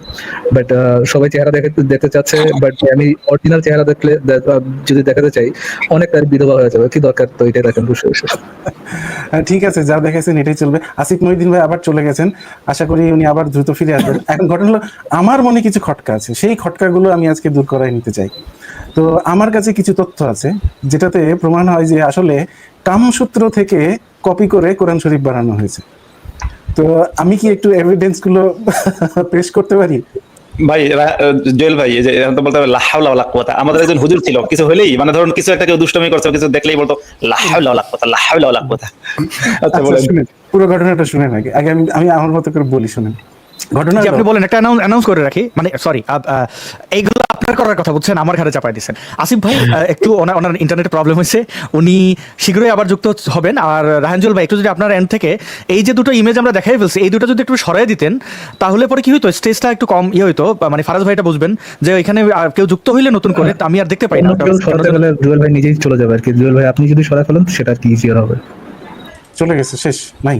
আলহামদুলিল্লাহ, সুবহানাল্লাহ। জি জি, আপনি আবার দোয়া শুরু করেন। জি আচ্ছা, এখন হলো কামসূত্র থেকে যে কপি করা হয়েছে এটা আমি বুঝলাম কিভাবে। হ্যাঁ, এটা একটু এক্সপ্লেন করি। সেটা হচ্ছে, আমি আপনারা হয়তো অনেকে দেখেছেন যে বলন কাইজি নামে একজনের সাথে লাইভ অনুষ্ঠান করেছি কিছু। উনি হচ্ছেন একজন পৌরাণিক তত্ত্ব বিশ্লেষক। তো তখন কিছু জিনিস মানে প্রথম প্রথম আমারও কাছে খুব হাস্যকর মনে হতো, পরে খুব চিন্তা ভাবনা করে দেখলাম যে না, কিছু কিছু ব্যাপার বেশ মিলে যায়, সত্য মিথ্যা পড়ার হিসাব কিন্তু মিলে যায়। তো এখন মনে করেন আজ থেকে ধরেন 30,000 বছর আগে, 40,000 বছর আগে, তখন মানুষের এন্টারটেইনমেন্ট কি ছিল? টিভি ছিল না, রেডিও ছিল না, নিউজ পেপার ছিল না, বই ছিল না, মানে কিছুই ছিল না। তো এন্টারটেইনমেন্ট করতো কি দিয়ে মানুষ তখন? মানে তাদের বিনোদন মানে ছিল যৌনতা। যৌনতা আমাদের জনসংখ্যা প্রাচীনকালের বিস্ফোরণের মানুষের, অন্যতম প্রধান কারণ। সরি, জনসংখ্যা বিস্ফোরণের অন্যতম প্রধান কারণ আমাদের পাঠ্যপুস্তকে লেখা আছে যে চিত্ত বিনোদনের অভাব। চিত্তবিনোদনের অভাব, হ্যাঁ সেটাই। তো এই যৌনতা ছিল তখনকার যুগের একটি মানে প্রধান বিষয়, যেটা তাদের ওটা নিয়ে তারা শ্লোক বানাতো। বেসিক্যালি অনেক রকম শ্লোক ছিল, যেটা আমরা হিন্দু কালচারেও পাই। হিন্দুদের এটার ভিজুয়াল মাধ্যমটা হচ্ছে অনেক দেবদেবী মূর্তি, যেগুলো প্রাচীন কালের দেখবেন 30,000 বছর আগের, 20,000 বছর আগের, সেগুলোতে যৌনতার ছড়াছড়ি। তো বেসিক্যালি তাদের মাথায় যৌনতাই ছিল বেসিক্যাল। আমি মুরব্বী মানুষ, আমি একটু লিপ নিলাম। আপনার এই আলোচনা করেন পরে যুক্ত হয়ে, এখানে আমার ভাইস্তারা আছে, ছোট ভাই আছে, আমি একটু লিপ নিলাম। কি সব শুরু করছেন আপনারা? সবই মোহাম্মদের চরিত্র হয়ে গেছে। লা হাওলা ওয়ালা কুওয়াতা ইল্লা বিল্লাহ। খারাপ একটু কিছু লিপ না, নিলাম। যৌনতা মানে কি খারাপ কিছু নাকি? সরি ভাই, জীবনে যত মাহফিলে যুক্ত হয়েছেন ওইগুলাই তো ভাই, ওটার বাইরে তো কিছু না, দিনের আলোচনাই তো। সেটাই তো। এখন কথা হলো যে সেই শ্লোকগুলো মনে করেন যে ধরেন শিশুরা যাতে বুঝতে না পারে, তখন কি করবেন? যেমন আমাদের মাসুদ ভাই বলে তাহাজ্জুদ, এটা একটা রূপক না, আমরা জানি তাহাজ্জুদ কি জিনিস, বুঝে গেলাম। তো ধরেন আপনি হাজব্যান্ড অ্যান্ড ওয়াইফ আছেন বাসায়, এখন আপনার বাচ্চা কাচ্চা আছে, তো ধরেন আপনার স্ত্রীর সেক্স করতে ইচ্ছা করলো, তো আপনি বলে দিলেন তোমার যখন যখন সেক্স করতে ইচ্ছা করবে তুমি বলবা আমার রুটি ভাজতে ইচ্ছা করছে, তো বাচ্চারা বুঝবে না, এই আর কি। তো এরকম এই শ্লোকগুলো সবসময় একদম এক্সপ্লিসিট আকারে বলা হইতো না, এগুলো কোডিং করা হইতো। এগুলো আসলেই যৌনতা বিষয়ক শ্লোক ছিল, কিন্তু সেগুলো খুব সুপার কোটেড করা থাকতো যাতে সবাই না বুঝতে পারে। তো হইল কি, আমাদের নবী মোহাম্মদ, তার হাতে কোনো না কোনো ভাবে এরকম একটা চটি বই মানে কামসূত্র এসে ধরা দিল। তো বেচারা তো এই ইয়াগুলা বুঝতে পারে নাই, মানে এই যে কোডগুলো, এগুলো যে আসলে কোড সেটা সে বুঝতে পারে নাই। সে কি করলো, যা লেখা আছে এক্সপ্লিসিট ওইটারই মানে মনে করলো যে এটা তো এটাই। পরে তার খুব ভালো লাগলো, তখন করলো কি, সে ওইটাকেই কোরআনের মধ্যে ইনক্লুড করলো। এটা তো অনেক খুব সুন্দর বই, কোরআনের মধ্যে ইনক্লুড করলো। এটার প্রমাণ হচ্ছে আপনার এই কথাটাতে আমি একটা জিনিস অ্যাড করি। সুফিবাদের অনেক কথা আছে না, মানুষ বলে যে নারী এবং পুরুষের প্রেম নিয়ে কবিতা নয় রে পাগলা, ওটা খোদাকে নিয়ে লেখা, কিন্তু আসলে হয়তো নারী এবং পুরুষকে নিয়েই লেখা। বাকিরা ওইটাকে উচ্চ মার্গীয় জায়গাতে নিয়ে যাচ্ছে, হয়তো না। এক্স্যাক্টলি। তো এই মানে এই মগানবী করলো কি, সে যে রূপক গুলা বুঝলো না, সে মনে করলো যা লিখা আছে তাই, রুটি ভাজবো মানে ও মনে করছে রুটি ভাজাই। এটার প্রমাণ হিসেবে কোরআনে দেখেন একই সাথে একই সময়ে নাজিল হওয়া একটা মানে লিখা নাজিল হওয়া মানে একটা একই সময়ে লিখা একটা বইয়ে দুই রকম ভাষারীতি আছে, অর্থাৎ ওই সময়কালে যে ভাষারীতিটা অলরেডি অবসলিট হয়ে গেছিল, অনেক পুরনো হয়ে গেছিল, যেটা আর প্রচলিত না, সেই ভাষাতেও কোরআনে অনেক কথাবার্তা আছে, কারণ ওই জিনিসগুলো সে ওই কামসূত্র থেকে কপি করে বসায় নিছে। বাকি জিনিসগুলো সে কিছু কিছু নিজের প্রয়োজনে মিলায় বানাইছে, অর্থাৎ কয়েক রকম ভাষারীতি আছে ওই একটা বইয়ের মধ্যে। এখন ইনাদের কাজ হলো, বলন কাইজির মতো লোকদের কাজ হলো এই জিনিসগুলোকে আবার ডিকোড করা, মানে আসল কোডগুলোর আড়ালে, রুটি ভাজার আড়ালে যে কি জিনিসগুলো ছিল সেগুলো খুঁজে খুঁজে বাইর করা। এবং ওনারা বের করে করে পাইছে কি, যে এগুলো আসলে সবই হচ্ছে সেক্স বিষয়। নামাজ, রোজা, হজ, যাকাত সব পালন হয়ে যায় যখন আপনি সেক্স করেন। মূলত সেক্সের মাধ্যমেই আপনার এগুলো সব হয়ে যায়, নামাজ, রোজা, হজ, যাকাত সবকিছু পালন হয়ে যায়। তো এবং ওনার আপনার মুসলমান হয়েছে বলে কি ভাবছি ভাই। তো আপনি এমনিতে রায়হান জুয়েল ভাই বলছে যে আপনি যেটা বলছেন আমি একটু লজ্জাও পাচ্ছি, তারপরে আবার এখানে বাচ্চা পোলাপানও আছে, বাচ্চা মানে বিয়ে শাদী এখনো করেনি, মুফতি ইমরান এবং হাফেজের নাম। আচ্ছা, যাই হোক, 2 বছর বাপ হতো দেন না দেখে আসছে। ওদের কি বলে, ওদের কিন্তু বিয়ে দেওয়া দরকার, বিয়ে না হোক তার প্রেমিকা থাকা উচিত। এনাম এবং ইমরানের যে সুন্দর চেহারা, ইয়াং বয়স, অনেক ছোট, আমার চেয়ে বয়স অনেক ছোট। যাই হোক, এখন এই যে আপনি যেটা বলেন সেক্স, ওর মধ্যে কিন্তু রুকু, সেজদা, তাশা মানে দুরুদ শরীফ, তাশাহুদ, আত্তাহিয়াত সবই কিন্তু হয়ে যায়। হ্যাঁ, যদি কেউ মাদ্রাসার হুজুরের মতো ধর কাঠ আর ধর পেরেক আর মার তক্তা না, কি ধর তক্তা মার পেরেক যদি হয় সেটা ভিন্ন কথা ওদের তো। কিন্তু যদি আপনি এটাকে পুরো একটা কমপ্লিট কোর্স হিসেবে দেখেন, তাহলে তো সেখানে মানে নামাজের চেয়ে বহু, নামাজ তো কিছুই, নামাজ তো ফালতু, কিন্তু বলছি যে সব রকমের অনেক কিছু, অনেক ব্যাপার স্যাপার আছে, সেগুলো বিস্তারিত আর বলতে চাচ্ছি না। হ্যাঁ বলুন। তো এই আর কি আমার পুরো ধারণা হয়ে গেছে যে বেসিক্যালি মোহাম্মদ এরকম একটা কামসূত্র থেকে কপি করে কোরআনে ঢুকাই দিছে, বুঝে হোক আর না বুঝেই হওয়ার সম্ভাবনা বেশি। তা না হলে এখন ডিকোড করতে যে দেখতেছে যে কোরআন ভর্তি সব সেক্সেরই কাহিনী, সেক্সেরই। না, কিন্তু জুয়েল ভাই আমি আপনার সাথে একমত হতে পারলাম না, কারণ মোহাম্মদ যদি কামসূত্র কিছু পড়তো তাহলে মোহাম্মদ এরকম খাটাস এবং খবিস মার্কা হইতো না। ওটা তো ফোর প্লে করতো না, সে তো ফোর প্লে কি জিনিস বুঝতো না। তার কাজ ছিল হচ্ছে গিয়ে বলতো যে আপনি তো, সে তো বুঝে নাই, সে তো এগুলো কামসূত্রর যে উদ্দেশ্য হচ্ছে আসলেই এই রতি প্রক্রিয়াটাকে অনেক মধুর করা, সুন্দর করা। তো সে তো রতি প্রক্রিয়া বুঝে নাই, না বুঝেই কোরআনে ঢুকাই দিচ্ছে। সে ওই রুটি ভাজাটা বুঝছে, রুটি ভাজার আসল ফিলিংটা তো সে বুঝেই নাই। বুঝলে না সে খুব সুন্দর করে রতি কর্মটা করতে পারতো। এই 10-12টা বই ফোর প্লে করে সময় নষ্ট করাটা কি সময়ের অপচয় নয়? অপচয় তো আর কি শয়তানের ভাই নয়। ভাই নয়, রাইট।